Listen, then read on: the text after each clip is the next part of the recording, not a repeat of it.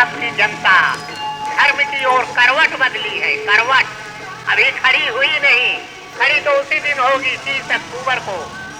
उस नए इतिहास के निर्माण करने में बंबई से ज्यादा धर्म प्रेमी आए, एक नया इतिहास रचे, मर्यादा पुरुषोत्तम श्री राम के मंदिर का नव निर्माण। I appeal to you, Ram Jyoti will give you all the inspiration needed for the betterment of the life. All what is needed for betterment of life is only Ram. If there is no Ram, there is no survival. For that purpose, I Bharat माता की सौगंध राम की गाते हैं, सौगंध राम की गाते हैं, हम मंदिर वही बनाएंगे, बच्चा बच्चा राम का, बच्चा बच्चा राम का। Ram Janmabhoomi actually belongs to Hindus. It's all Hindu only. We are all Hindu and we are supporter of Hindu. आपको लगता है कि ये राम जन्मभूमि बनेगा? Definitely, 100%. आप क्या काम करते हैं? I am doing my business, oil business. तो आप जाने वाले हैं अयोध्या? Yeah. कौन सी तारीख को निकलेंगे? Well, that depends on my booking. यहाँ से कितने लोग जाएंगे? They say, well, not less than 50,000.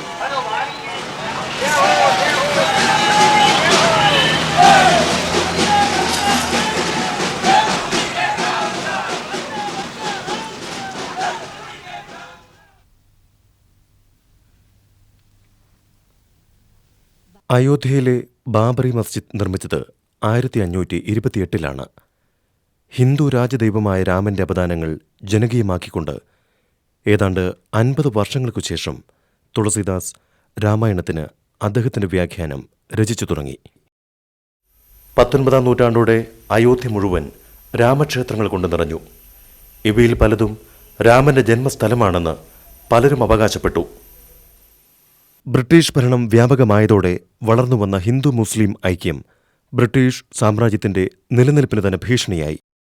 Mughal ഭരണാധികാരിയായ ബാബർ അയോധ്യയിലെ രാമക്ഷേത്രം പൊളിച്ചാണ് രാമജന്മസ്ഥലത്ത് മുസ്ലിം പള്ളി പണിതത് എന്ന അഭ്യൂഹം അവർ ഔദ്യോഗികമായി തന്നെ പ്രചരിപ്പിക്കാൻ തുടങ്ങി. രാമന്റെ ജന്മസ്ഥലമായി കരുതപ്പെടുന്ന ഒന്നാണ് ഇത് എന്നും പ്രചരണം നടന്നു. ഈ തർക്കം വളരെ വേഗം ഹിന്ദുക്കളും മുസ്ലിങ്ങളും തമ്മിലുള്ള ഒത്തുതീർപ്പിലൂടെ പരിഹരിച്ചു. പള്ളി അങ്കണത്തിലെ വിഗ്രഹത്തിനു മുന്നിൽ ഹിന്ദുക്കളും പള്ളിക്കകത്ത് മുസ്ലിങ്ങളും പ്രാർത്ഥന നടത്തി. പക്ഷേ ഈ ഒത്തുതീർപ്പ് ദീർഘനാൾ നിലനിന്നില്ല.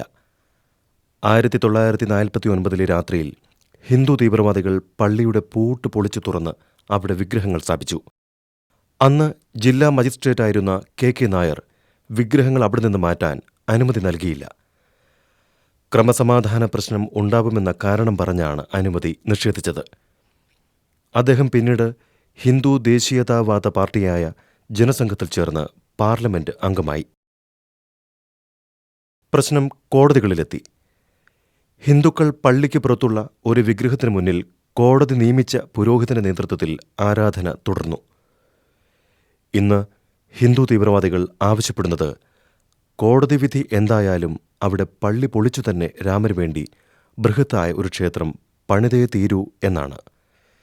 ലോകമെമ്പാടും പള്ളിക്കകത്ത് രാമന്റെ വിഭ്രമാത്മകമായ പ്രത്യക്ഷപ്പെടലിനെപ്പറ്റി വീഡിയോ ടേപ്പുകളും മറ്റും ഉപയോഗിച്ച് ആസൂത്രിതവും വ്യാപകവുമായ പ്രചാരണം നടന്നു.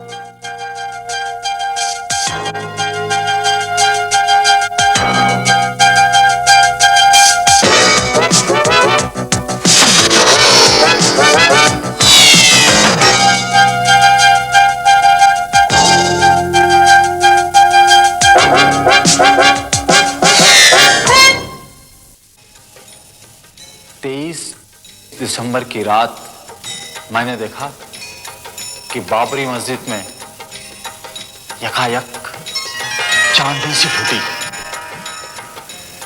और उस तेज रोशनी में मैंने देखा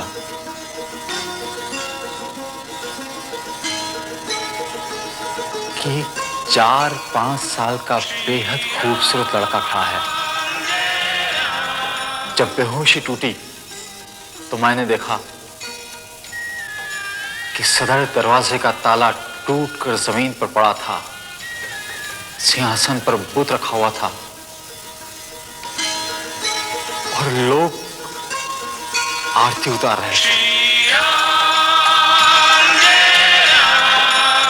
22 दिसंबर 1949 की रात्रि में भगवान श्री राम लला अयोध्या में अपनी जन्मभूमि पर प्रकट हुए। भय प्रकट कृपाला दीन दयाला कौशल्या हितकारी। ആരോ കണ്ട ആ വിഭ്രാന്തിക്ക് പല വ്യാഖ്യാനങ്ങളുമുണ്ടായി. അയോധ്യയിൽ പള്ളിക്കകത്ത് രാമവിഗ്രഹങ്ങൾ കൊണ്ടുവച്ച പുരോഹിതരിൽ ഒരാൾ ഇന്നും ജീവിച്ചിരിപ്പുണ്ട്.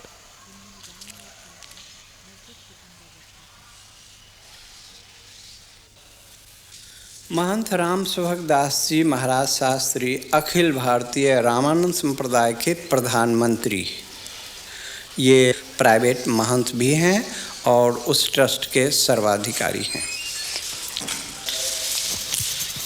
आपने श्री राम जन्मभूमि के अंदर श्री राम लला जी का प्राकट उत्सव किया था।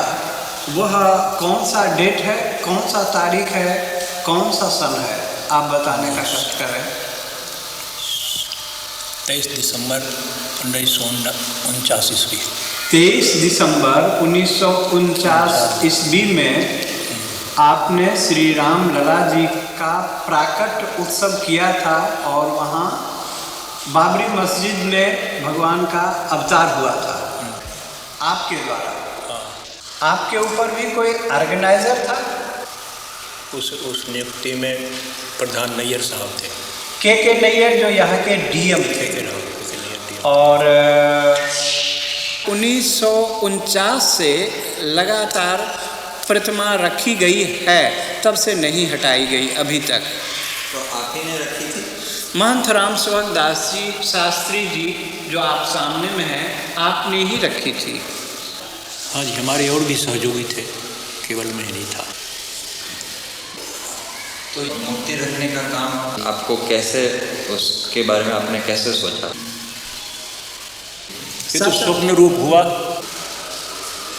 उस स्वप्न को साकार किया मूर्ति रख के। स्वप्न केवल इन्हीं को नहीं आया, अभराम दास के मन में भी आया और महंत दिग्विजय नाथ के मन में भी आया, महंत राम सुभग दास जी के मन में भी आया। प्रधान पुजारी उस समय मूर्ति रखने वाले यही आप हैं, महंत राम सुभग दास जी शास्त्री, जो इस समय अयोध्या के सबसे वयोवृद्ध। आम जनता तो ये नहीं जानती है कि मूर्तियाँ इन्होंने ही रखवाई थी। नहीं, रिकॉर्ड में है। गवर्नमेंट ने आपके नाम से वारंट जारी किया था। वो वारंट का नकल मैं इस समय आपको मौजूद है, मैं दिखा सकता हूँ आपको। तो जेल से कैसे निकल आए? जेल से फिर वो जमानत पर रिहा हुए, मुकदमे चले और मुकदमे से आप फिर बरी हो गए। नैयर साहब ने निर्णय दिया कि जब तक इस केस का फैसला न हो तब तक इसे बरी कर दिए जाए।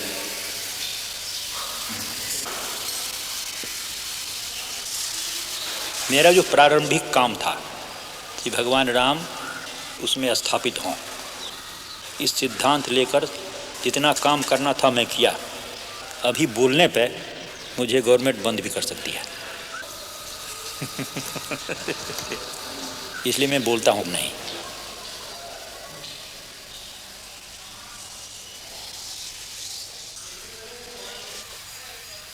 പഴയ പള്ളിയിലെ വൃദ്ധനായ ഇമാമും അദ്ദേഹത്തിൻ്റെ മകനും ആ സംഭവം ഓർക്കുന്നു.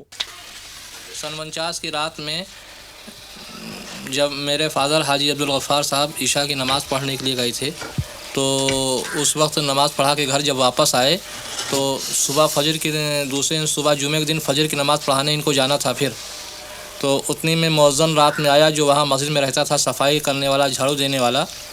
उसने बतलाया कि हमारे यहाँ मस्जिद के अंदर तो मूर्ति रख दिया है बैरागियों ने, तो इन्होंने कहा कि अच्छा ठीक है हम चल रहे हैं वहाँ। ऐसा कैसे हो सकता है? जब वहाँ आए तो डीएम ने वादा किया कि आप इस जुमे की नमाज़ कहीं अलग पढ़ लीजिए और उसके बाद में हम 2-4 जुमे में इसका फ़ैसला करके आपके हवाले कर देंगे, फिर आप इसमें नमाज़ पढ़िएगा। तो ये उसी जुमे का इंतज़ार आज तक कर रहे हैं।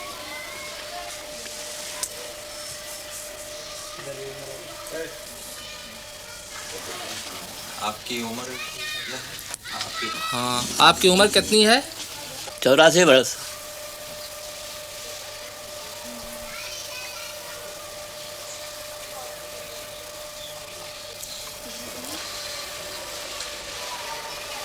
हमारा कारोबार सारा लकड़ी का सप्लाई करने का जो है मंदिरों से ही है ताल्लुक। मंदिर में हम लकड़ी बेचते हैं।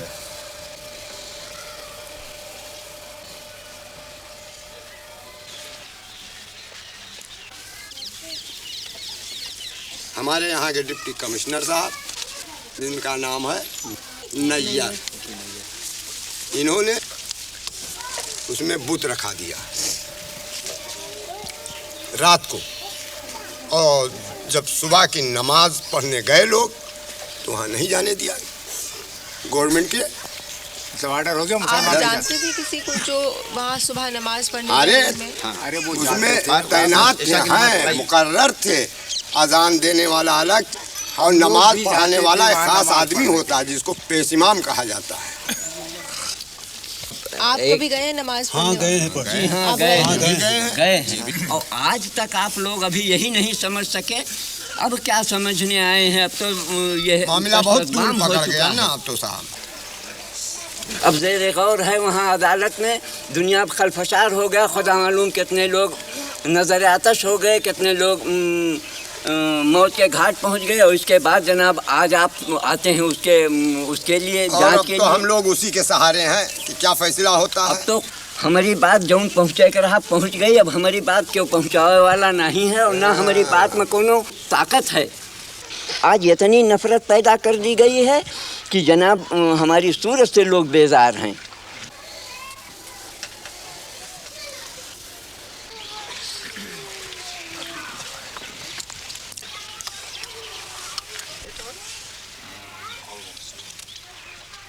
ആയിരത്തി 1986 സർക്കാർ ഹിന്ദു മതമൗലികവാദികളെയും മുസ്ലിം സമുദായത്തെയും ഒരുപോലെ പ്രീണിപ്പിക്കാൻ ശ്രമിച്ചു.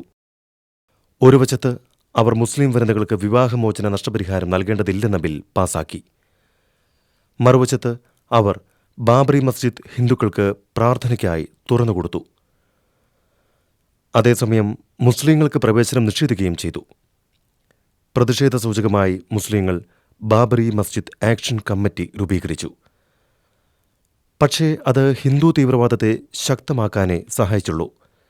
തുടർന്ന് രാജ്യത്തുണ്ടായ വർഗീയ കലാപത്തിൽ ഏതാണ്ട് 2500ഓളം പേരാണ് കൊല്ലപ്പെട്ടത്.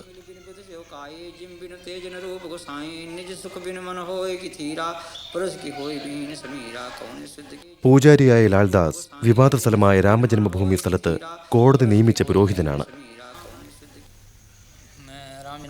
प्रधान पुजारी हूँ और 10 साल से कार्यरत में हूँ। व्यवस्था मेरे हाथ में है और अभी तक मैं उस मंदिर की व्यवस्था देखते चला रहा हूँ। तो ये जो विश्व हिंदू परिषद ने मंदिर बनाने का कार्य शुरू किया है, इसके बारे में आप क्या सोचते हैं? ये तो एक राजनीतिक मुद्दा है। विश्व हिंदू परिषद ने जो कार्यक्रम चलाया है, मंदिर तो बनाने के लिए कोई रोक नहीं था। फिर हमारे यहाँ ऐसा कोई विधान नहीं है कि हम भगवान को अलग हटा करके किसी जगह रखे जाएं, क्योंकि भगवान जहाँ विराजमान हमारे होते हैं हम उसको मंदिर ही मानते हैं। हमारे यहाँ हिंदू परंपरा ही है, चाहे वो किसी भी मकान में रख दिए जाएं तभी हम उसको मंदिर ही कहते हैं, क्योंकि भगवान जहाँ विराजमान है वो मंदिर ही होता है। फिर अलग से मंदिर बनाने का कोई औचित्य नहीं है। अगर अलग से भी बनाया जाता तो उस इमारत में जिसमें भगवान विराजमान हैं हम उसको तोड़ना भी नहीं चाहते हैं। और जो लोग तोड़ना चाहते हैं वो इस मुद्दे को लेकर तोड़ना चाहते हैं कि पूरे हिंदुस्तान में एक तनाव की स्थिति पैदा हो और हिंदू मत जो है हमारे पक्ष में हो। उनको ये चिंता नहीं है कि कितना बड़ा जनसंहार होगा, कितने लोग मारे जाएंगे, कितने कटेंगे, कितनी बर्बादियाँ होंगी, या जो मुस्लिम बाहुल क्षेत्र में हिंदू रहते हैं उनकी क्या परिस्थिति होगी। हमारे देश के सामने तमाम ऐसी समस्याएं हैं कि 1949 से आज तक किसी मुसलमान ने वहाँ कोई अवरोध नहीं पैदा किया। लेकिन जब इन्होंने यह नारा दिया कि बाबर के संतानों से खून का बदला लेना है, तब पूरा देश जो है वो दंगाग्रस्त हो गया और कम से कम हजारों लोग इसमें मारे गए, मौत के घाट उतार दिए गए। लेकिन तब भी इन लोगों ने ज़रा सा यह महसूस नहीं किया कि यह तनाव जो देश में फैल रहा है, हिंदू मुस्लिम की जो एकता आज हमारे देश में बनी हुई थी, तमाम मुस्लिम शासकों ने मंदिरों को जो जागीरें दी, आज जानकी घाट में माफ़ीनामा मिला, हनुमानगढ़ी के बहुत से भाग मुसलमानों के बनाए हुए हैं, फकीर राम जी का मंदिर मुसलमानों का माफ़ीनामा है। ये तमाम जो जागीरें हैं मुसलमानी शासकों द्वारा मंदिरों में दी गई और अमीर अली और बाबा रामचरण दास की जो समझौते थे कि हम हिंदू और मुसलमान दोनों एक मिल करके रहेंगे, उसी जन्मभूमि के पाठ में दो भाग किया गया कि एक तरफ मुसलमान नमाज पढ़ेंगे, एक तरफ हिंदू पूजा करेंगे। ये सारी बातें जो थी उस पर इन लोगों ने पानी फेर दिया।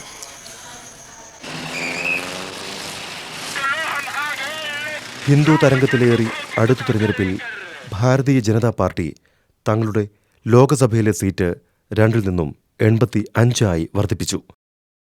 1990 അവരുടെ നേതാവ് LK അദ്വാനി ഒരു എയർ കണ്ടീഷൻ ടൊയോട്ട രഥമായി സങ്കല്പിച്ച് ഒരു പ്രചാരണം ആരംഭിച്ചു. 1990 ഒക്ടോബർ മാസം 30-ാം തീയതി അയോധ്യയിൽ അവസാനിപ്പിക്കാൻ ഉദ്ദേശിച്ചുകൊണ്ട് 10,000 കിലോമീറ്റർ താണ്ടാനുള്ള രഥയാത്ര ആയിരക്കണക്കിന് കർസേവകരെയും ഹിന്ദു വാളണ്ടിയർമാരെയും കൂടെ ചേർക്കാൻ ഉദ്ദേശിച്ചുള്ളതായിരുന്നു. അയോധ്യയിൽ രാമക്ഷേത്രം പണിയാൻ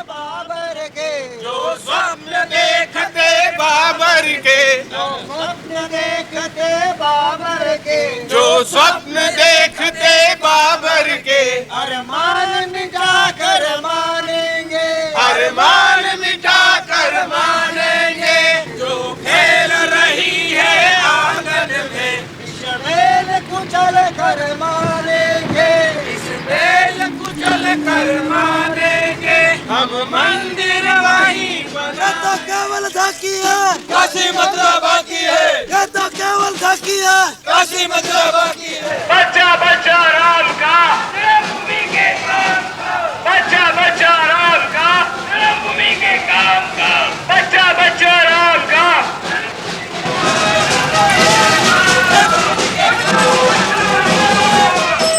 देख रहे वो ये भाषण चल रहा है ना, तो वही सुन रहे हैं हम लोग।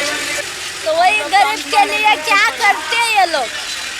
अभी हम लोग ऐसे फुटपाथ जो रहते हैं, म्यूनसिपालिटी आती तोड़ डालती है, फिर क्या करेंगे। बारिश में बच्चे लोग लेके सोते, स्टेशन में जाते तो भगा देते पुलिस लोग।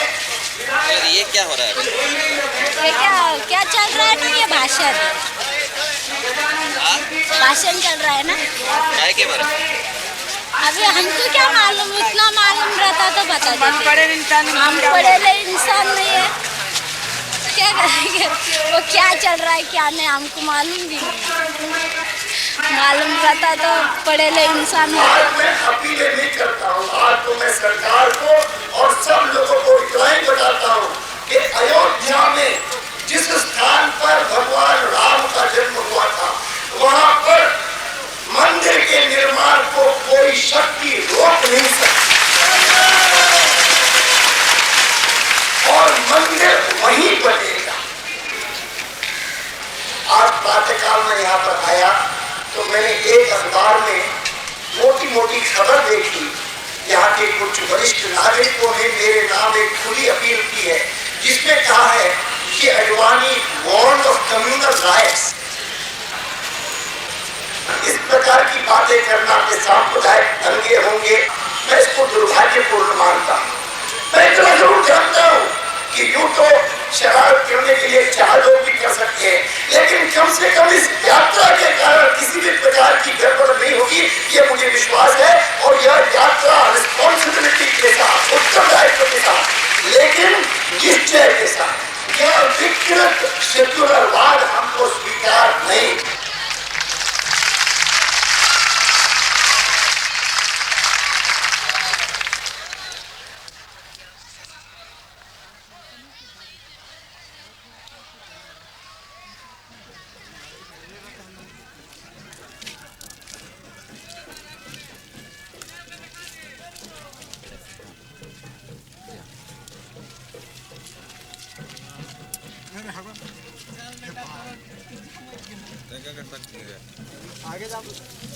तैयारी तो देखिए रहे हैं, बहुत धूमधाम से हो रही है। उनके स्वागत के लिए हम लोग तैयारी कर रहे हैं। सरकार के कहने से मंदिर और मस्जिद का निर्माण नहीं होता है। यह धर्म की बात है और पब्लिक का अपना अटूट विश्वास की बात है। आप कौन से पार्टी के हैं? हम पार्टी वार्टी तो खैर छोड़िए, अभी धर्म की बात जहाँ तक बोलते हैं तो हिंदू धर्म से हम कंसल्ट है। पार्टी में नहीं है? पार्टी तो ही है, किसी न किसी पार्टी से तो जरूर कंसल्ट है। हाँ, वही पूछ रहे हैं। हम ऐसे दिल से कांग्रेस आई को चाहते हैं, लेकिन हम धर्म की जहाँ तक बात है तो हिंदू धर्म को तो ही है। देखिए मंदिर वो मेरा है। जो अयोध्या में जो मंदिर है वो हिंदुओं का है, वो आज से नहीं है, सदियों पुराना है। उसको मुसलमान लोग भाई तोड़ के बनाया, उसको तो हम मानने को तैयार नहीं है। ये लोगों का कहना है कि यहाँ पे दंगा फसाद होने की संभावना है। हाँ, देखिए दंगा फसाद तो हर हाल में होगा ही, हो तो कोई उसका परवाह नहीं है, क्योंकि मंदिर मेरा है और मेरा पूर्वज का है आदिकाल से, और मंदिर वहाँ रहेगा ही। यानी दंगा फसाद होगा? दंगा फसाद अगर होगा तो हम भी तैयार हैं, हम शांति चाहते हैं, लेकिन अगर मेरे रास्ते में कोई रुकावट आएगा तो उसको छोड़ेंगे भी नहीं। रही जात की बात, यहाँ कौन से जात के हैं ज़्यादातर लोग? आप कौन से जात के हैं? हम आते हैं फॉरवर्ड में। फॉरवर्ड में नहीं, बैकवर्ड फॉरवर्ड में बैकवर्ड में साव जिसको बोलते हैं ना, बनिया केसरी बोल। सबसे पहले तो संघ बना है RSS, उसके बाद विश्व हिंदू परिषद बना है, और बजरंग दल तो विशेष करके राम जन्मभूमि के मुद्दे पर बनाया गया। जैसे ये यूथ विंग है विश्व हिंदू परिषद का बजरंग दल, भारतीय जनता पार्टी, विश्व हिंदू परिषद, बजरंग दल पूरा एक संघ परिवार है। ये बजरंग दल मतलब है एक हिंदुओं का युवा शक्ति एक साथ एक नाम से संगठित हो, जैसे कि राम जी का वानर सेना था। तो आप क्या काम करते हैं? हम अभी लॉ कर रहे हैं। हाँ, लॉ कर रहे हैं, वकालत। और आप? जी मैं इलेक्ट्रिशियन हूँ, ऐसा काम करते हैं। आपसे मेरा अपने इलेक्ट्रिक की दुकान है। इलेक्ट्रिक की दुकान है, बिजली इलेक्ट्रिक। क्यों आए आप इसमें? हम लोग जो भी विश्व हिंदू परिषद के ऊपर गलत नज़र देगा उसके लिए हम लोग उसका कोई भी कुछ भी कर सकते हैं उसके साथ। यानी क्या? जैसे उसके साथ अगर मारपीट का समय आया तो मारपीट किया जाएगा, बातचीत का समय आया अगर बात से काम चल जाता है तो बात से ही हम लोग निपट लेंगे, नहीं तो उसके साथ हम लोग बाध्य होकर के मारपीट करने के लिए भी तत्पर रहेंगे। यानी किनसे लड़ाई करनी पड़ेगी? जो भी हमारे हिंदू धर्म के विरोधी हो, जैसे कुछ मुस्लिम लोग हैं, कुछ अपने ही हिंदू लोग हैं जो कि हम लोगों को बाधा पहुंचाते हैं हिंदू धर्म के विषय पर। राम जी का जन्म कहाँ हुआ था, इसके बारे में कोई प्रमाण है? उसके बारे में भी प्रमाण है, जो रामायण में बहुत सारे बातें हैं, उसको दस्तावेज भी प्रस्तुत किया गया है। तो राम जी का जन्म कौन सी शताब्दी में हुआ? ये तो पौराणिक बातें हैं, इसको बताना तो हमारे लिए जरा सा असंभव होगा। राम जी का जन्म कहाँ हुआ ये मालूम है, मगर कब हुआ ये नहीं मालूम। नहीं, तिथि के विषय में कोई जानकारी मुझे देना असंभव लगता है। आप में से कोई और बता सकते? ऐसा तो नहीं जा सकता। आप बता सकते हैं? जी हम नहीं बता सकते, क्योंकि ये ऐतिहासिक विषय है और इतिहास में अपने आप को पिरो देने वाला ही व्यक्ति उसके बारे में कुछ बता सकता है। नहीं, आपने पढ़ा होगा ना लॉ में? अभी हमारा फर्स्ट ईयर ही है, हमने अभी उतना कुछ पढ़ा नहीं है, और लॉ में मेरे ख्याल से ऐसा कुछ मिलेगा नहीं। लॉ में नहीं, अपने जैसे धर्मगुरु वगैरह बताते हैं। हाँ बताते हैं। राम जी का जन्म कितने साल पहले हुआ? बहुत हजारों वर्षों की पूर्व। हजारों लाखों हजारों वर्षों की पूर्व, हजारों वर्षों की पूर्व। कौन सी शताब्दी? इसका इतिहास की पूरे विषय त्रेता युग में। इतिहास से आधुनिक इतिहास से इसका पता हम नहीं कर सकते।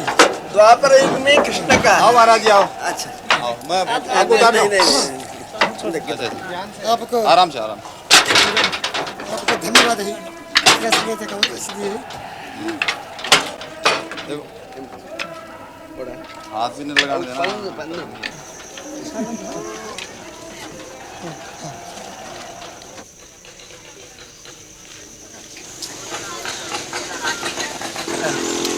क्या कर रहे हैं यहाँ?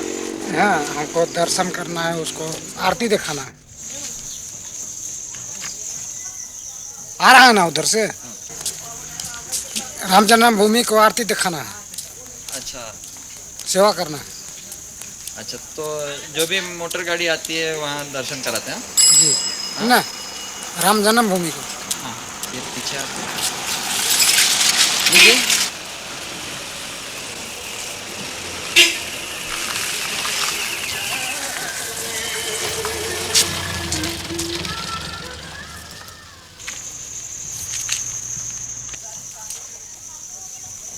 मंदिर आएगा उधर से।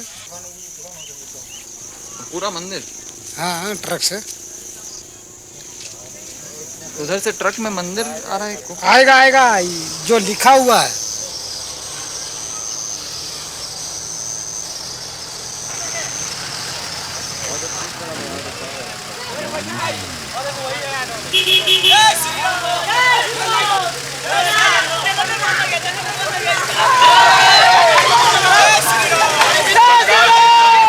अधिकारियों को अडवाणी जी की ओर से खास धन्यवाद। आपने बहुत अच्छी, ये सामने नहीं गाड़ी रहेगी, सामने गाड़ी नहीं रहेगी, कोई गाड़ी हमारे रथ के सामने नहीं। जय श्री राम। चलिए चलिए।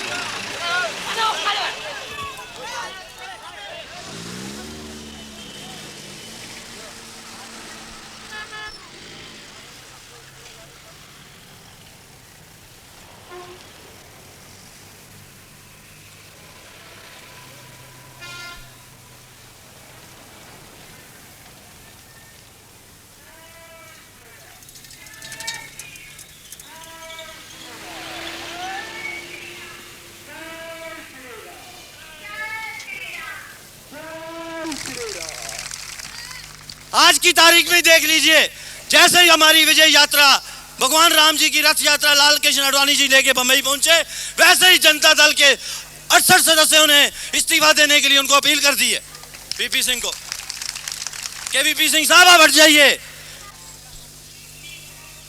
और वीपी सिंह साहब को देखिए, मंडल लोग की क्या आवश्यकता थी आज की तारीख में? आप सबसे सलाह मशवरा करते, पहले दूसरे मसले हल करते, लेकिन नहीं, उनको अपनी कुर्सी बचाने के चक्कर में मंडल आयोग थोप दिया। और मुलायम सिंह यादव जैसे आदमी कहते हैं हम रथ यात्रा को अंदर नहीं घुसने देंगे। असली यादव नहीं लगता हमें, क्योंकि अगर असली यादव होता तो रथ यात्रा का स्वागत करता। ये असली यादव नहीं है। ये यादव मुझे लगता है कुछ पिछड़ी जाति से कहीं से आया होगा। മണ്ഡൽ കമ്മീഷൻ റിപ്പോർട്ട് നടപ്പാക്കാനും പിന്നോക്ക വിഭാഗക്കാർക്ക് ജോലി സംവരണം ചെയ്യാനുള്ള സർക്കാരിന്റെ നീക്കത്തെ സവർണ ഹിന്ദു വിഭാഗങ്ങൾ എതിർത്തു വരികയായിരുന്നു. അവരുടെ വിദ്വേഷം ബിജെപിക്കും രാമക്ഷേത്രത്തിനുമുള്ള പിന്തുണയായി മാറി. പക്ഷേ സമൂഹത്തിൽ ഇത്രനാൾ അവഗണിക്കപ്പെട്ടിരുന്നവർക്കിടയിൽ ഒരു പുതിയ ബോധം വളരാൻ തുടങ്ങിയിരുന്നു.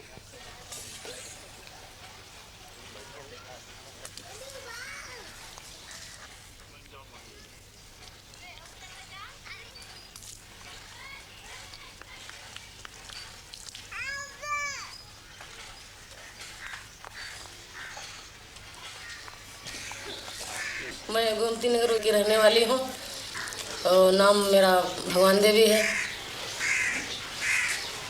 सिलाई का काम, कपड़ा की दुकान भी है, दोनों दुकानदारी में करती हूँ।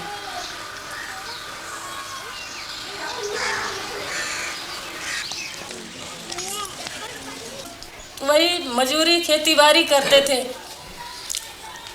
और खेती बाड़ी करते थे। उन्हीं लोगों को जो मंदिर में बैठते हैं पुजारी लोग पूजा करते हैं, उन लोगों के हम नौकरी करते थे और काट बीन करके देते थे तो वो खाते थे, पेट भरते थे। और जब गल्ला घर में भर ले तो कहें बाहर ही हटो, आप छूत हो, गल्ला हमारे घर अब आ गया है, अब आप छूत हो, चलो भागो यहाँ से, हमारे घर में कदम नहीं रखना, क्योंकि उनके घर में गल्ला आ चुका है। और अगर हम उसके बाद में लोटिया छूना चाहे तो हमें लोटिया छूने नहीं देंगे। ये स्थिति पहले की थी, हमारे बुजुर्गों की थी। हमारे बुजुर्गों को इसी तरह से सताया गया है, इन्हीं लोगों ने सताया, मंदिर के पुजारी लोगों ने। मगर अब कह रहे हैं कि अब आ सकते हैं। अभी वही बात है।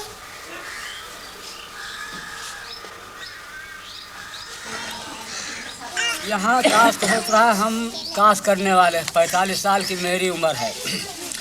आज कितने साल हुई जिस वक्त अंग्रेज गया है, तो अगर तोड़ना जिसको रहा है तो वही से हटा दिया होता। न जाने कब बना है। आज हम चार छः बार अयोध्या जा चुके हैं और वहाँ पर मंदिर और मस्जिद बराबर बना है। तो जब नारा बोलते हैं कि हिंदू मुस्लिम भाई भाई, आपस में सब भाई भाई, तो जब भाई भाई हो आज 40 साल और पता नहीं कितने साल पहले से बना, तो अब उसमें क्यों मंदिर तोड़ दिया जाए, क्यों मस्जिद तोड़ दी जाए? दोनों बने रहे। जैसे हम हिंदू भाई एक जगह बैठते हैं तो हम दोनों भाई रहें। वो भी देवता हैं, वो भी देवता हैं, हम दोनों को मानते हैं। मुस्लिम भाई उसमें नमाज पढ़ें, हम उसमें पूजा करें।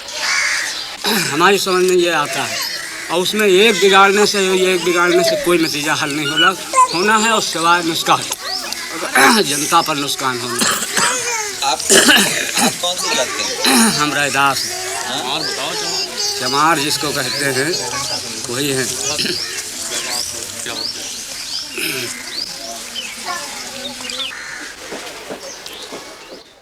ഇടതുപക്ഷത്തിന്റെ ആഹ്വാനം ചെവിക്കൊണ്ട് ജനങ്ങൾ രഥയാത്രയ്ക്കെതിരെ പ്രതിഷേധിക്കാൻ ബീഹാറിലെ പട്നയിലേക്ക് മാർച്ച് ചെയ്തു.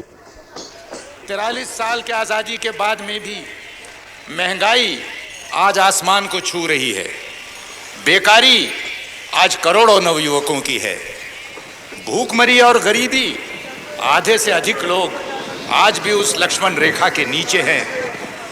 यहाँ पर निरक्षरता बीमारी चारों तरफ फैली हुई है। मगर मालूम होता है पिछले कुछ महीनों से कि मानो इस देश में इनमें से एक भी समस्या ऐसी है ही नहीं। एकमात्र समस्या अगर कोई है तो वो है मंदिर और मस्जिद की। बिरथ रघुबीरा के नाम पर एक रथ पर चढ़कर एक पक्ष के नेता उनका चुनाव चिन्ह कमल को लेते हुए और भारतीय जनता पार्टी का ध्वज लहराते हुए देश भर में रथ यात्रा करते हुए घूम रहे हैं। तो ये किस लिए घूम रहे हैं? बीजेपी के लिए वोट बटोरने के लिए। अगला चुनाव अगर आवे तो 88 का 188 किस तरह किया जाए, इस बात पर सोचने के लिए। मैं ये कहता हूं कि उनके सारे ये रंगीन सपना चूर चूर होकर रह जाएंगे, क्योंकि इस देश में बहुसंख्य हिंदुओं ने धर्मनिरपेक्षता को अपनाया है। अगर आज ये भारत एक धर्मनिरपेक्ष देश के रूप में है, इसका बहुत बड़ा श्रेय इस देश में बसने वाले 85% हिंदुओं को बेशक जाता है। लेकिन न महात्मा गांधी, न जवाहरलाल नेहरू, न फांसी के तख्त पर लटकने वाले हमारे वो सैकड़ों तमाम जो शहीद हुए, उनमें से एक ने हिंदू राष्ट्र के लिए अपनी जान नहीं दी। इस बात को भुलाया नहीं जा सकता है। मगर ताज्जुब की बात है, हट है, मंदिर वहीं बनाएंगे और मस्जिद तोड़ करके ही बनाएंगे। इसमें राम की मर्यादा है। अयोध्या राम का जन्म स्थल है, माना। ये बात हिंदुओं का एक विश्वास, उनकी अस्मिता का सवाल है, इस बात को मैं मानता हूं। पर मैं ये कहता हूं कि मुझे कोई कह दे, अडवाणी जी या कोई और, कि अयोध्या का वो कौन सा चप्पा जमीन है कि जो राम की याद से पवित्र नहीं, ये मुझको वो कह दे। अयोध्या के कहीं भी जाकर के आप मंदिर बना लीजिए। हम में से हर किसी ने 1000 बार इस बात को मंजूर किया कि मंदिर आप बनाएं, बेशक अयोध्या में बनाएं, बेशक भव्य बनाएं, मगर यह हट न करे कि मस्जिद टूटने पर ही वो मंदिर बनेगा, ये हट न करे। हम में से कोई लाल झंडे मानने वाले हो या कोई और भी हो, हम सब धर्मों की श्रद्धा करते हैं। एक धर्म की अस्मिता और अहंकार के नाम पर दूसरे धर्म की अस्मिता और आस्था आप तोड़ नहीं सकते, इस बात को ध्यान में रखिए। दोस्तों, हिंदू धर्म में सहिष्णुता है, असहिष्णुता भी है, मानवता भी है और जात पात की व्यवस्था भी है। और इसीलिए वर्षों से संत और महंतों ने अनेक प्रकार के सुधार लाने के प्रयत्न किए। जात पात व्यवस्था के खिलाफ उन्होंने अपनी आवाज बुलंद की, आज भी वो कायम पड़ा हुआ है। आज एक नया प्रयत्न चल रहा है कि इस देश के अंदर में जिनको प्रशासन से दूर रखकर कहा गया कि ये सिर्फ सेवा और चाकरी करने के सिर्फ इसी लायक हैं और किसी चीज के लायक नहीं हैं, आज एक प्रयत्न किया जा रहा है कि देश के कारोबार चलाने में उनको भी हाथ बटाने का मौका दिया जाए। लेकिन वही ताकतें जो हिंदू धर्म के अंदर कठमुल्लापन कायम रखना चाहते हैं, झंडा लहराकर मस्जिदें गिराना चाहते हैं, वही लोग इस देश के अंदर में वर्णाश्रम और जात पात के नाम पर भी जो है तो आज कस्में खा रहे हैं और उसके प्रयत्न कर रहे हैं। इनके चेहरों को देख लो, इनको पहचान लो, इनकी मनोवृत्ति को समझ लो। और इसलिए मैं कहूंगा कि यहां पर ये सारी लड़ाइयां एक तरह से जुट गई हैं कि मस्जिद कायम रहेगी, मंदिर जरूर बनेगा। इतना ही कहते हुए मैं अपनी बात को समाप्त करता हूं। मैं कहूंगा देशद्रोहियों सावधान, जाग उठा है राम भगवान, आपने कहना है देशद्रोहियों सावधान, जाग उठा है राम भगवान। मैं कहूंगा ये तो पहले झांकी है, आपने कहना है काशी मथुरा बाकी है। यह तो पहले झांकी है, काशी मथुरा बाकी है। बहनों ने तलवार दी थी भाई को, आज मैं उनको ये तलवार दे रही हूँ, उनके अभय के लिए, उनके निर्भय के लिए।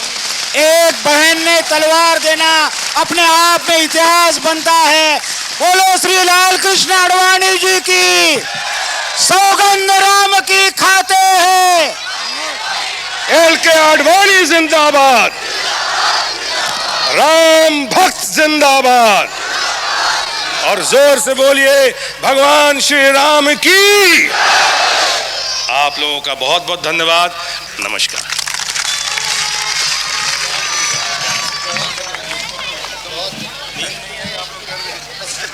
लोग कहते हैं कि आप अदालत का फैसला क्यों नहीं मानते?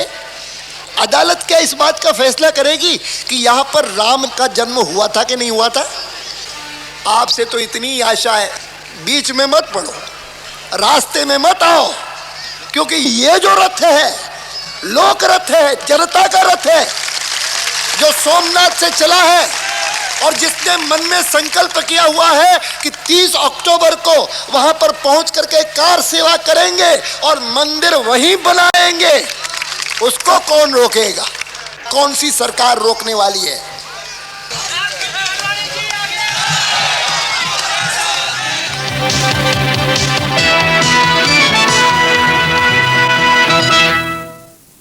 BJP നേതാവ് LK അദ്വാനിയുടെ അറസ്റ്റിൽ പ്രതിഷേധിച്ച് പാർട്ടി ആഹ്വാനം ചെയ്ത ബന്ദിൽ രാജ്യത്തിന്റെ വിവിധ ഭാഗങ്ങളിൽ അക്രമങ്ങളുണ്ടായി. രാജസ്ഥാനിൽ കൊള്ളയും കൊള്ളിവെപ്പും തടയാൻ ജയ്പൂർ നഗരത്തിൽ സൈന്യം രംഗത്തിറങ്ങി. ഒരു പോലീസുകാരനടക്കം 5 പേർ കൊല്ലപ്പെട്ടു. ഗുജറാത്തിൽ VHP BJP ബന്ദിൽ 8 പേർ കൊല്ലപ്പെട്ടു. രാജസ്ഥാനിൽ ജയ്പൂർ, ജോധ്പൂർ, അൽവർ, നഗോർ എന്നിവിടങ്ങളിൽ വ്യാപകമായി അക്രമങ്ങളുണ്ടായി. രാജസ്ഥാനിൽ ഇതുവരെ 49 പേർ മരിച്ചതായി വാർത്താ ഏജൻസി റിപ്പോർട്ട് ചെയ്യുന്നു. सुढौरा कॉन्स्टिट्यूएंसी हरियाणा से मैं विधायक हूँ जनता दल से। अभी आज मैं पार्टी से रिजाइन कर रहा हूँ। ये मंदिर बनना चाहिए क्योंकि मुसलमान जो लोग हैं वो हमारे किराएदार हैं। 1947 में पटेल जी ने एक बात कही थी कि इन सालों को भगा दो, मोहम्मडन्स को हमने अपना घर खाली करा लेना है, बाई फोर्स, बाई हुक और बाई क्रुक हमने अपने मकान को खाली करा देना है। आती है करा कर रहेंगे। तो आप क्या चाहते हैं कि मंदिर बनना चाहिए? मंदिर बनेगा। विजय राजे सिंधिया हमारी माता जी, माधवराव सिंधिया की माता जी, मेरी माता जी, अटल बिहारी वाजपेयी, LK आडवाणी, विजय मल्होत्रा और आपके मदन लाल खुराना, हमारे सारे भारतीय जनता पार्टी से आज मैं पत्रकार सम्मेलन बुला रहा हूँ। शाम को मैं रिज़ाइन करूँगा। आज मैं भारतीय जनता पार्टी में शामिल हो जाऊँगा या कांग्रेसाई में। जनता दल आज मैंने छोड़ दिया। मैं विधायक हूँ, MLA हूँ हरियाणा से, ताऊ लाल के यहाँ से, लेकिन आज मैं मुलायम सिंह यादव के खिलाफ हूँ। मुलायम सिंह यादव मुझे अरेस्ट नहीं कर सकता, उसकी पावर नहीं। पंडित चरणजी लाल MP करनाल से मेरे मामे हैं। सुषमा स्वराज मेरी सगी बहन है। आज मैं सरकार छोड़ रहा हूँ इनके गुंडापन से। अरे बाबर कौन था? घुसपैठिया था। अकबर कौन था? घुसपैठिया था। तो हमें बाबर को नहीं मानना, हमें राम को मानना है, जो कितने सालों से हमारे देश के अंदर राम राज्य था, दशरथ के बेटे थे। हम राम जन्मभूमि को अपना मान्यता देते हैं। राम जी बताते हैं कि सुबह से पी के रखना नहीं, गलत। ये पृथ्वी के अंदर तो दुई रचना। हाँ, वो सोमरस है। हाँ। भाई साहब बता रहे हैं कि आपने सुबह से शराब पी रखी है। ये सोमरस है, इसका बहन बड़े बड़े देवताओं ने किया। दुर्योधन ने किया, धृतराष्ट्र ने किया, श्री कृष्ण ने किया। तो ये तो सोमरस है, इसको पीने के बाद दिमाग बढ़ता है।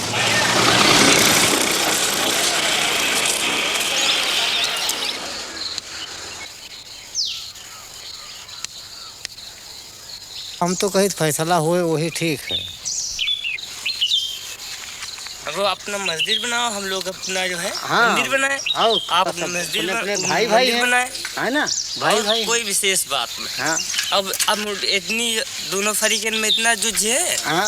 और इसमें फायदा कुछ नहीं होगा, बस नुकसान के अलावा क्या फायदा है भाई? पैसा हर जगह जो लड़ाई हो ठनी तो पैसा लागी, इधर से पैसा उनका घाटा नहीं पर हमारे लोगों का घाटा है। हाँ, हम लोग चौराहे दुकान खोले, कोई एक पैसा काम नहीं होता, एक पैसा काम नहीं हो रहा है। घर जा आप बताओ कि जो 4 किलो का नमक बिका रहा है तो काका कहते ने किलो भरे का नहीं मिल रहा है। 1.5 रुपया 2 रुपया किलो का नमक मिल रहा है।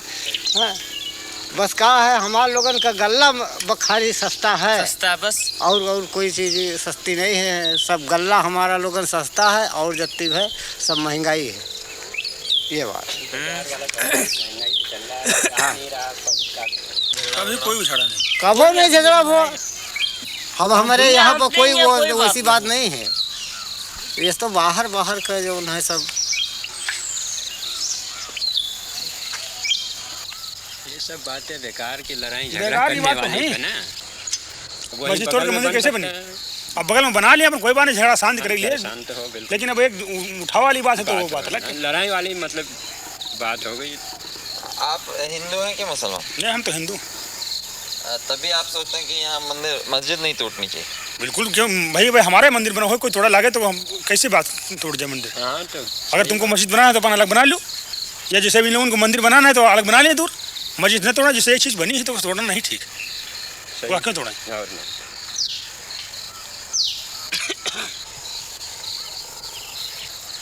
आप लोग कौन से जाते हैं? कर्मा लोहार, मतलब लोहे का काम करना है। तो आप में से कोई ब्राह्मण राजपूत तो नहीं? नहीं, इसमें ब्राह्मण कोई नहीं। हाँ? ब्राह्मण कोई नहीं। ब्राह्मण लोग तो चाहते हैं मस्जिद टूट के मंदिर बन जाए। सीधा मामला उनका यही है और कुछ नहीं। उनका माहौल ही है।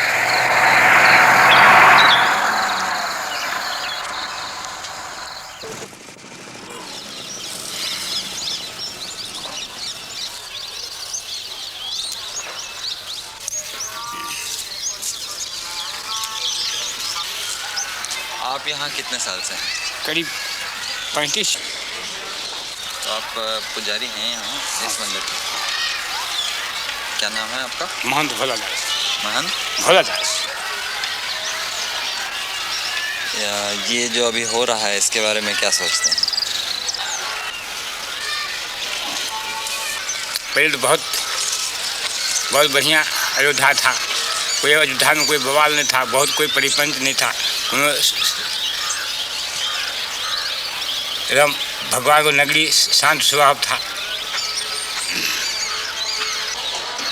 अब तो बवाली बवाल बवाली बवाल बवाली बवाल चलता है।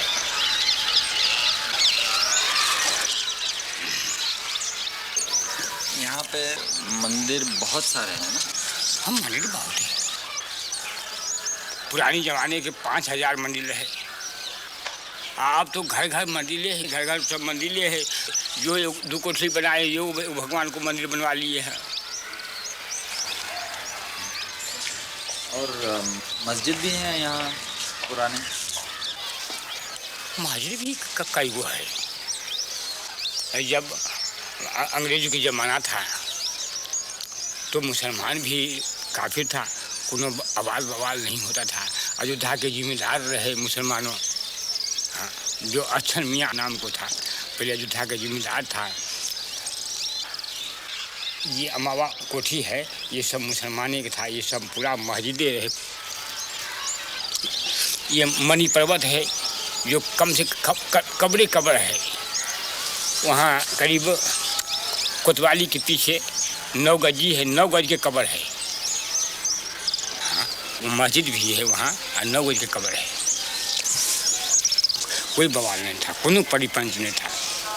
ये तो केवल वही राम जन्मभूमि के तब से बवाल बवाल बवाल शुरू होते। बस वो जब नैयर साहब रहे तब से, पहले कहाँ बवाल रहे हैं। भगवान जन्म लिया था, अभी नहीं मालूम कि ये घर में लिया कि वहाँ पर लिया कि वहाँ पर लिया कि वहाँ पर लिया कि वहाँ पर लिया, मगर भगवान अयोध्या में जन्म लिया। अब ये कैसे कहो कि हम यही मस्जिदे में जन्म लिया।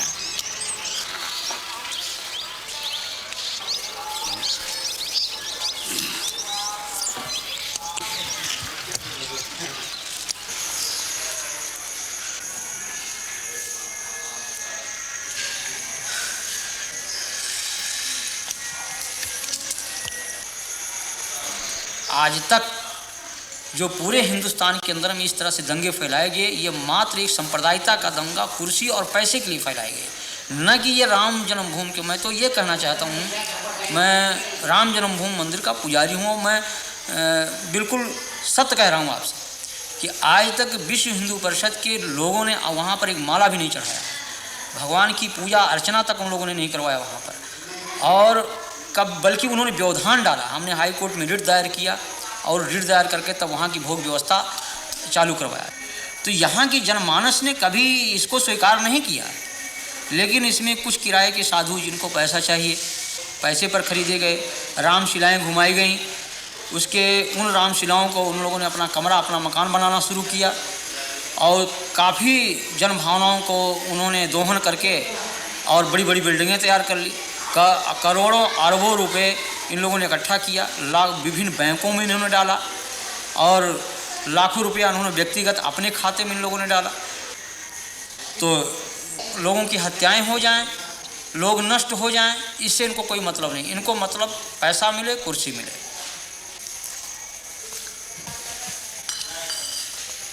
यहाँ जो लोग हिंदू राष्ट्र की बात करते हैं, राम के नाम पर तनाव फैलाते हैं, हिंसा करते हैं, ये सभी उच्च जाति के लोग हैं और ये सब के सब सुविधा भोगी हैं। इनमें त्याग और तपस्या और जनमानस का हित लेस मात्र नहीं है। ये केवल धार्मिक भावनाओं को बाहर करके और स्वयं को सुख सुविधा में वो परिणित किए हुए हैं। ये जनहित की बात कर ही नहीं सकते। लेकिन आज बड़े बड़े मठ हैं, करोड़ों अरबों की संपत्ति उसमें है और हम पैदल छोड़ करके एयरमेल से चलते हैं, फर्स्ट क्लास की टिकट पर चलते हैं, एयर कंडीशन के कमरे में रहते हैं। तो जहाँ पर हम एक तरफ भौतिकवाद, उस भौतिकवादी व्यवस्था से अलग होकर के त्याग और तपस्या और जनहित की बात सोचते थे, उस जगह हम उसको त्याग करके और हम भौतिकवादी व्यवस्था में परिणित हो चुके हैं। जो हम भौतिकवादी व्यवस्था में पूर्ण रूप से लिप्त हो चुके हैं, तो हम भौतिकवाद की ही बात सोचेंगे, हम उससे परे हट नहीं सकते हैं। तो ये आज के धर्माचार्यों को कि आप क्या कहेंगे? हम तो इनको भौतिकवादी व्यवस्था का एक पोषक मानता हूँ मैं। ये जो पूंजीपति कहते हैं कि हिंदू धर्म की रक्षा, हिंदू धर्म की रक्षा। मैं कह रहा हूँ कि यहीं पर देश के पूंजीपतियों जो आज धर्म के आज अशोक सिंघल को इस बात को जो कह रहे हैं कि हम बहुत बड़े राम के भक्त हैं, क्या राम का यही आदर्श है कि 90% लोग भूखों मरे? ये हमारे देश की जो विषमता है आज, ये क्या इन धर्माचार्यों की पे नहीं चाहिए? अगर आप बड़े पूंजीपति हैं, आपके पास पैसा है, आपके कहने में एक पूंजीपति समुदाय देश का है, तो उन पूंजीपतियों से पैसा लेकर के उन गरीबों में लगाइए आप, जैसे मदर टेरेसा कर रही है, या और जिन धर्माचार्यों ने किया है, पूर्व जो धर्माचार्यों हमारे ने किया है, उनका अनुकरण करें आप।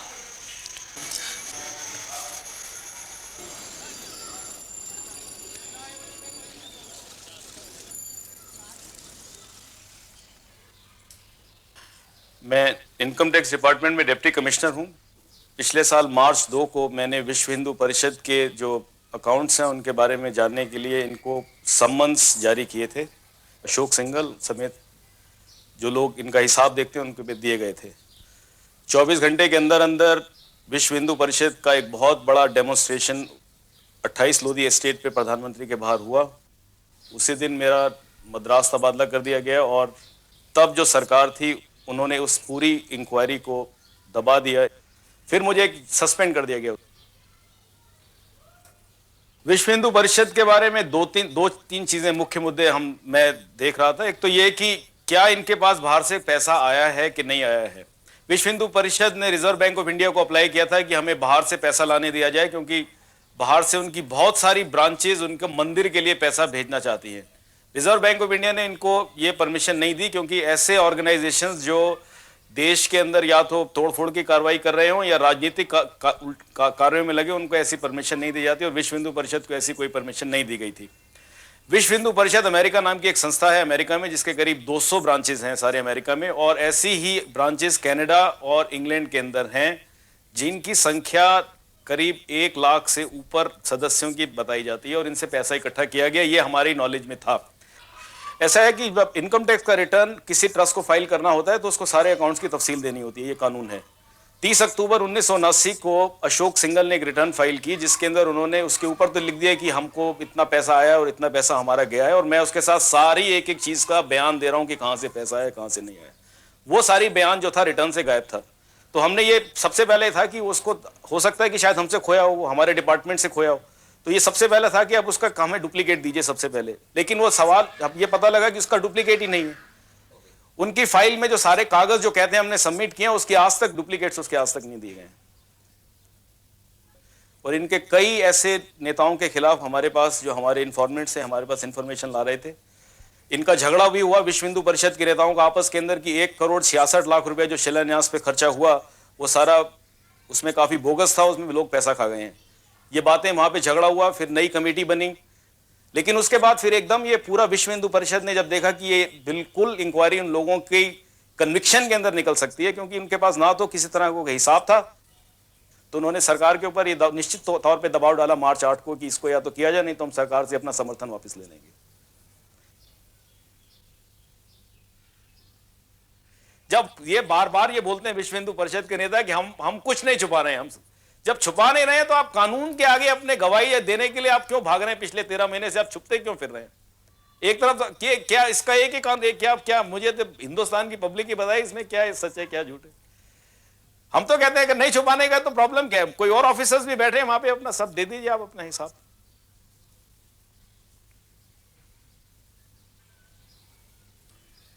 मैं बाहर से जब पढ़ के आया था वापस, तो इसी ख्यालात से आया था कि शायद देश के लिए कुछ करूंगा, लेकिन इस देश में होना है। मैंने MBA पास किया था अमेरिका से, मैं सब छोड़ के अपना काम छोड़ के मैं हिंदुस्तान चला आया था यहाँ पर। अगर एक कानून इंप्लीमेंट करने वाले ऑफिसर को अगर आप उसके साथ ऐसा करेंगे तो इस देश में कोई कानून नहीं रहेगा, ये हम बता सकते हैं। अगर हमारे साथ जो हुआ है, हम आपको बता दें, इस देश के अंदर ये एक फाउंडेशन डल गई है हमारे साथ जो हुआ है कि इस देश के अंदर कभी कानून नहीं रहेगा। क्योंकि अगर जो कानून वाले ऑफिसर्स के साथ ये किया गया जो मेरे साथ हुआ है, तो इसका यही नतीजा है कि देश के अंदर कानून हमेशा के लिए खत्म हो गया। मैं तो ये समझता हूँ, मेरे को तो कोई उम्मीद नहीं है कि ऐसे कुछ इस देश का कोई होगा भविष्य। मैं चाहता हूँ भविष्य हो, लेकिन मैं इस बारे में मेरे को तो नहीं लगता कि अब कुछ भविष्य रहा है इस देश के अंदर।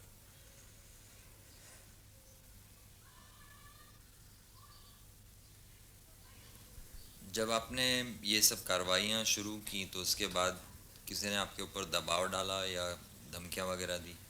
हाँ, मेरे को 2 बार 2 लोगों ने धमकियां दी। मैं उनके नाम नहीं देना चाहता। 2 धमकियां दी। उन्होंने कहा कि अगर आपने आगे जबान खोली तो हम आपको जान मार देंगे, आपको जान से।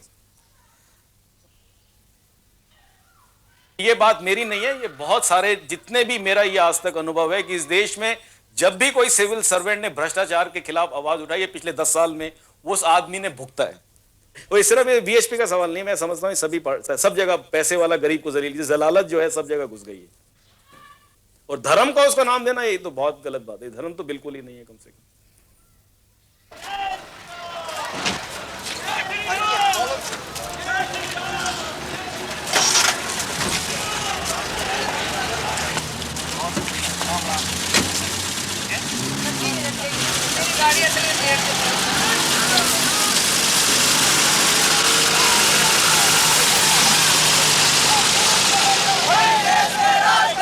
हिंदू हित का काम करेगा, हिंदू हित का काम करेगा।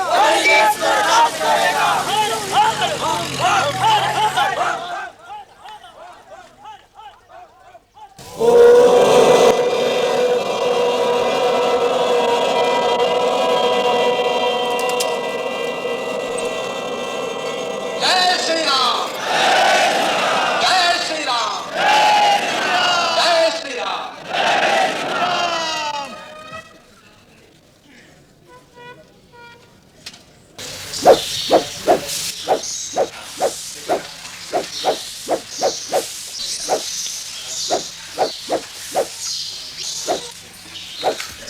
तीस अक्टूबर को हिंदू पहुंचेगा, सरजू में एक बूंद जल नहीं रहेगा, वो खून की धारा से नदी बहेगी और सारा अयोध्या रक्त रंजित हो जाएगा।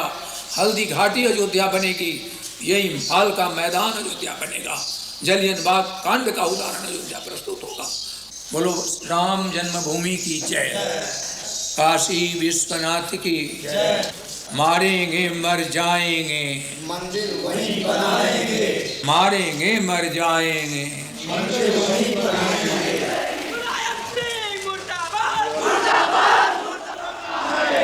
കർസേവയ്ക്കുള്ള ദിനം ഒക്ടോബർ മാസം 30-ാം തീയതിയായി നിശ്ചയിക്കുമ്പോൾ അന്നു തന്നെ നടക്കേണ്ട പരിക്രമയാത്രയുമായി അതിനെ ബോധപൂർവം കൂട്ടിക്കുഴയ്ക്കുകയായിരുന്നു VHP. പരിക്രമയ്ക്കെത്തിയ സാധാരണക്കാരെയും പള്ളി പൊളിക്കാനിറങ്ങിത്തിരിച്ച കർസേവകരെയും തിരിച്ചറിയാനാവാത്തതിനാൽ തദ്ദേശ ഭരണകൂടം അവിടെ ഒരു കർഫ്യൂ പ്രഖ്യാപിച്ചു.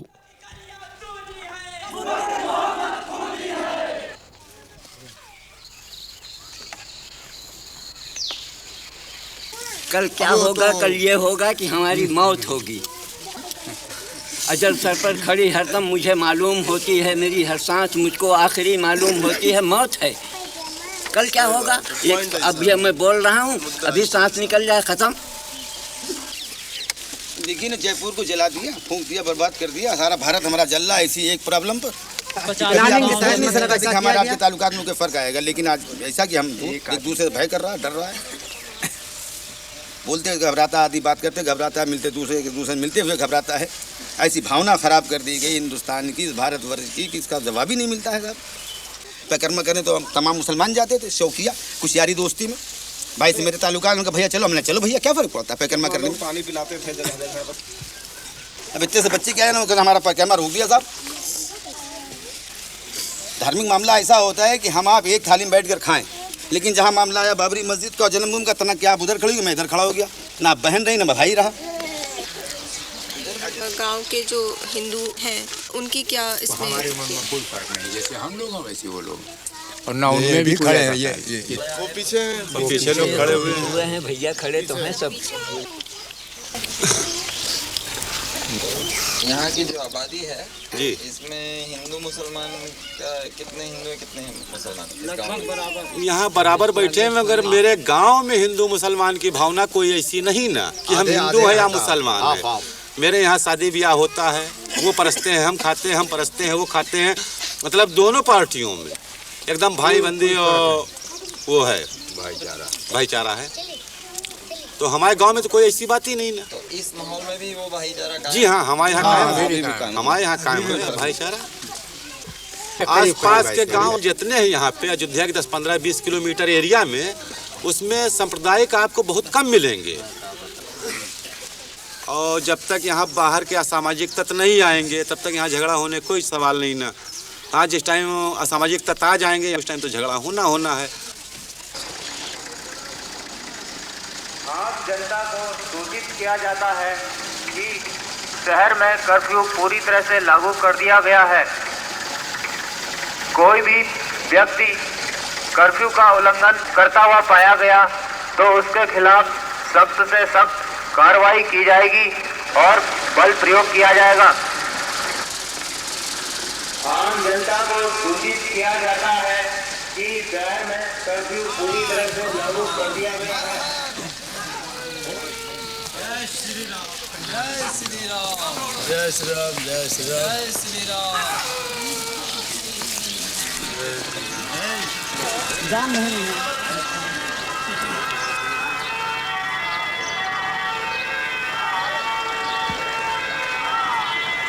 जिस हिंदू का खून खोले खून नहीं हुआ पानी है। अरे जिस हिंदू का खून खोले खून नहीं हुआ पानी है। अरे जिस हिंदू का खून ഒക്ടോബർ മാസം 30-ാം തീയതി അയോധ്യയിലെത്തിയവർ സരയൂ പാലം കടന്ന് അവിടെ പ്രവേശിക്കും മുൻപ് അറസ്റ്റ് ചെയ്യപ്പെട്ടു. ഹിന്ദുത്വത്തിനു വേണ്ടി തങ്ങളെ തുണയ്ക്കാനാണ് കർസേവകർ പോലീസിനോട് ആഹ്വാനം ചെയ്തത്.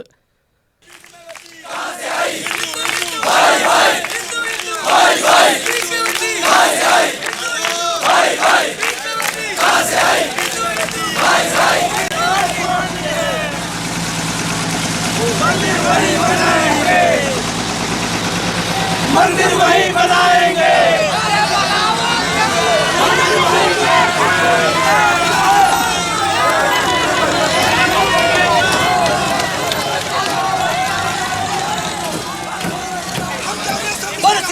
रामचंद्र महाराज राम की लाठी गोली खाएंगे, मंदिर वही बनाएंगे। लाठी गोली खाएंगे, मंदिर वही बनाएंगे। लाठी गोली खाएंगे।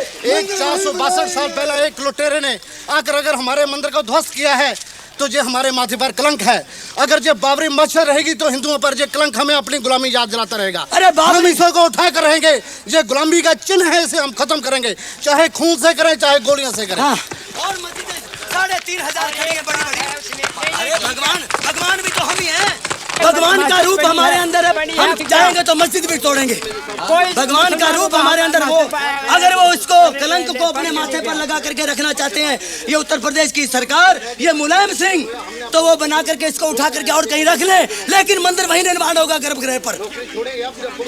गर्भगृह के ऊपर ही मंदिर निर्माण होगा। लेकिन अब पंजाब की तरह से हम अपने हाथों में रिवॉल्वर पकड़ेंगे। हम गवर्नमेंट सर्वेंट के अध्यापक हैं, लेकिन अब छोड़ देंगे कलम और पकड़ेंगे रिवॉल्वर। एक गौर कीजिए कि महात्मा गांधी को भी गोली किसने चलाई? गोडसे ने। गोडसे कौन था? हिंदू। हाँ। क्यों चलाई? क्यों चलाई? अगर सरकार का यही रवैया रहा तो हर आदमी गोडसे ही बन जाएगा फिर तो। गोडसे ने गांधी की हत्या की वो अच्छी बात थी। हाँ, बिल्कुल सही किया है उन्होंने, बिल्कुल सही किया है। जो इस देश के साथ गद्दारी करेगा उसका यही अंजाम होगा। और एक बात, चाहे वो मुलायम सिंह हो चाहे वीपी सिंह हो, उसका अंजाम यही होगा। लेकिन हम यहाँ धर्म नगरी में आए हैं, मंदिर का निर्माण करने आए, लड़ने नहीं आए हैं। महात्मा गांधी की भी हत्या आपका समझिए ठीक है? बिल्कुल सही किया है उसने, गोडसे ने कोई गलत नहीं किया। और धिक्कार है कि जो 70 करोड़ हिंदुओं को एक तरफ रख करके 10 करोड़ मुसलमानों के तलवे चढ़ता फिर रहा है। धिक्कार है ऐसे हिंदू होने पर। अच्छा, आप कौन से जात के हैं? हम हिंदू हैं, खत्री। खत्री सबसे पहले हिंदू, उसके पीछे जात। अच्छा, उसके मगर जात कौन सी है? छत्री। छत्री छत्री यानी अरोड़ा। अरोड़ा भैया, अरोड़ वंश के हैं हम। और हारे हैं भैया, इनको पूरा कर लेने दो। हमारा झगड़ा इंटरव्यू पूरा कर लेने दो। हाँ।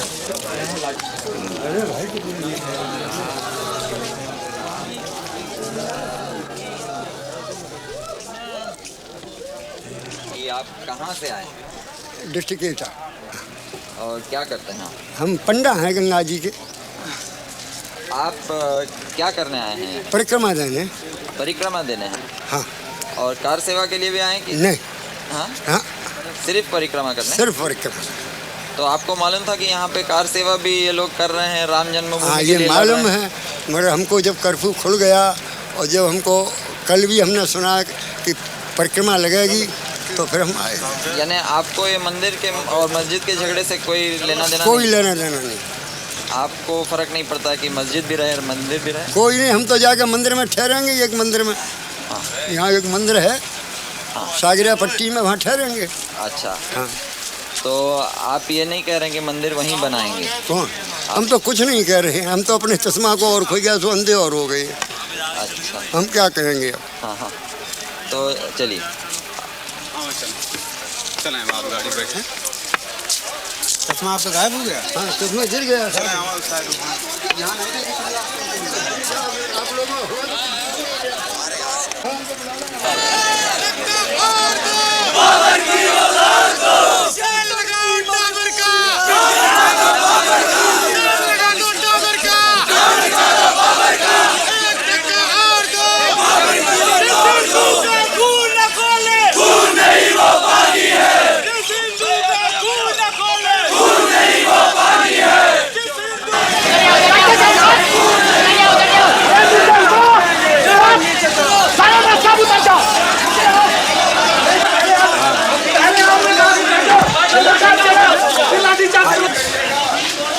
कैसे जाने दो भाई। अरे पत्रकार अरे यार श्रीमान जी निकल रहे हैं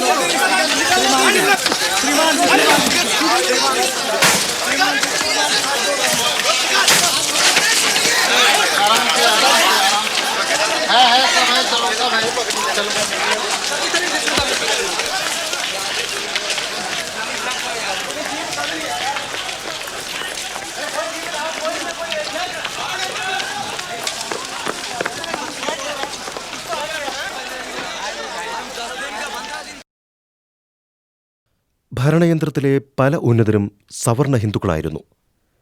ഹിന്ദുത്വവാദത്തോടുള്ള അവരുടെ അനുഭാവം രഹസ്യമായിരുന്നില്ല. വിശ്വ ഹിന്ദു പരിഷത്തിന്റെ വൈസ് പ്രസിഡന്റ് SC ദീക്ഷിത് മുൻ പോലീസ് ഡയറക്ടർ ജനറലായിരുന്നു. അദ്ദേഹം ഇപ്പോൾ പോലീസിന്റെ മൈക്ക് ഉപയോഗിച്ച് കർസേവകരെ അഭിസംബോധന ചെയ്യുകയാണ്.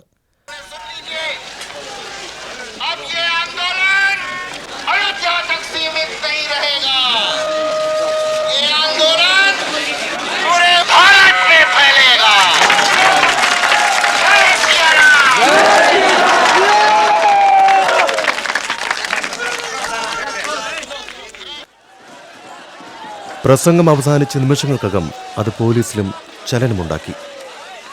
ബാരിക്കേഡുകൾ തകർത്ത് കർസേവകർ പള്ളി അങ്കണത്തിൽ പ്രവേശിച്ചു.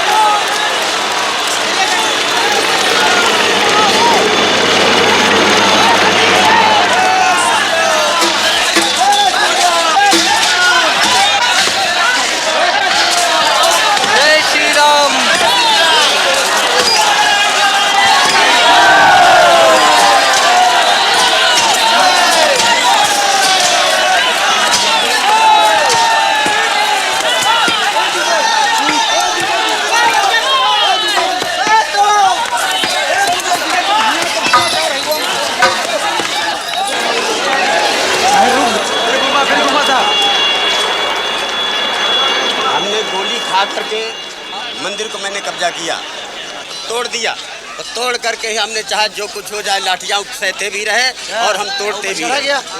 हमारे पुलिस ने ऊपर मस्जिद पर थे हम, तो नीचे से गोली मारी पुलिस वालों ने। आपकी जानकारी में कितने लोग गोली में मरे? करीब 4 लोग मरे हैं। ज्यादा मरे होंगे, ऐसे दोनों साइड से लोग ज्यादा चोट आई है, पुलिस भी घायल हुए, एक दो भले चोट आई और लोग मरे भी हैं। तो आपको ये बुरा नहीं लगता है कि आपने जो कार्रवाई की है उससे लोगों की जाने गई? तो अगर आप ये नहीं करते तो वो जिंदा रहते हैं ना जी, तो इसके बारे में बुरा नहीं लगता? नहीं, बुरा तो लगता है साहब। लेकिन फिर भी वो हमारे भाई हैं, हमको दुख होता है, वो हमारे भाई हैं, लेकिन फिर भी उसके बावजूद हमारे प्रशासन ने बहुत हमारी मदद करी है। अब उनके आभार प्रकट करते हैं पुलिस वालों के, सीआरपी वालों के, सेंट्रल रिजर्व पुलिस वालों के, कि उन्होंने हमको यहाँ पर आने की इजाज़त दी और हम मंदिर के अंदर घुस करके और मंदिर का जो काम हमको करना चाहिए था, जिसका बीड़ा हम लोगों ने उठाया था, उसको हमने पूर्ण किया। तो लोगों की जाने की उसके बारे में क्या?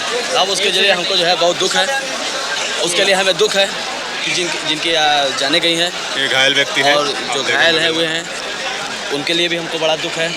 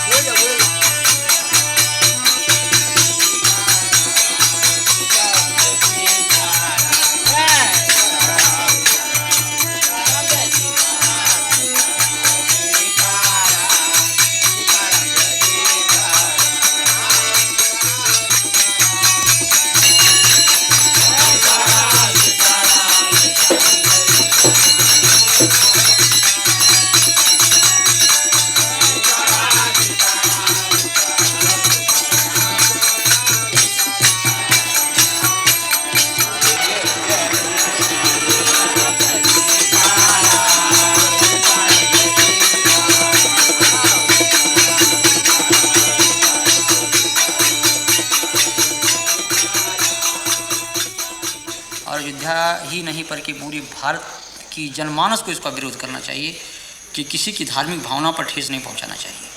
हम किसी के दिल को तोड़े नहीं, हमारा धर्म ये राव नहीं करता है, इस चीज़ को कभी अनुमति नहीं देता है।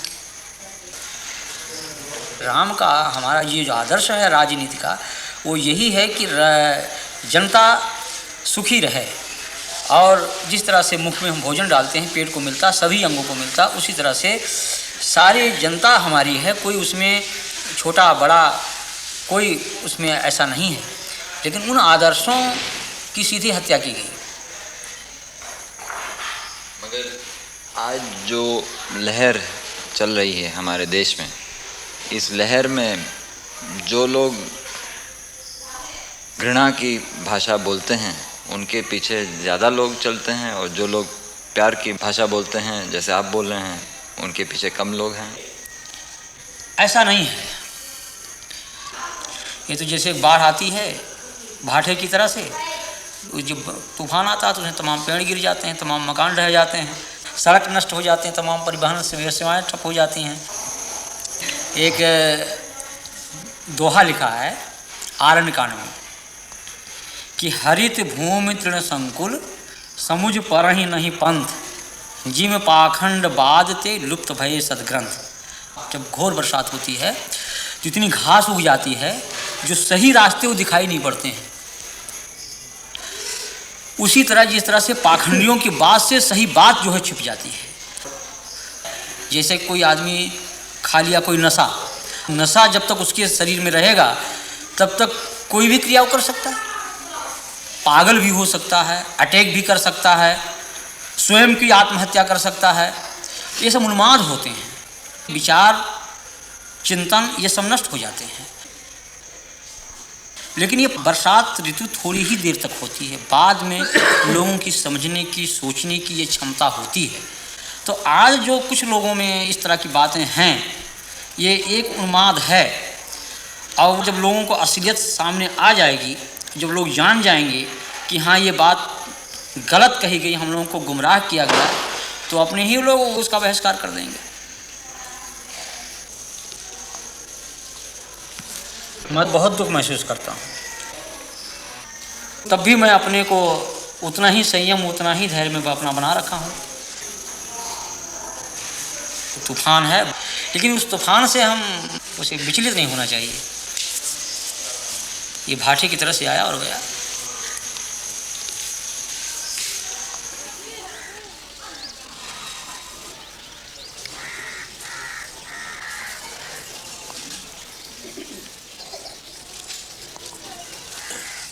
मंदिर के अंदर हमें जाने ही नहीं दिया जाता है। तो मंदिर से हमें क्या लाभ है? मंदिर की मूर्ति अगर पीस दी जाए तो वो तो दोबारा हम कई प्रकार के मसाले से बना सकते हैं, लेकिन हमारी अगर जनता कट जाए तो हम किसी प्रकार का मसाला उसमें नहीं लग सकता है। और अगर देखिए हमारी इस बस्ती में बहुत से लोगों की जन्म भूमि हुई है, उनको यहाँ से निकाला जा रहा है। अभी यहीं गांव से करीब 150 बस्ती है, उनको निकाला जा रहा है। और ये कहीं केवल राम है, उनकी भूमि के लिए लोग कितना परेशान हैं और संख्या भी उसके पीछे दौड़ रही। देखिए मैं क्यों दौड़ूं?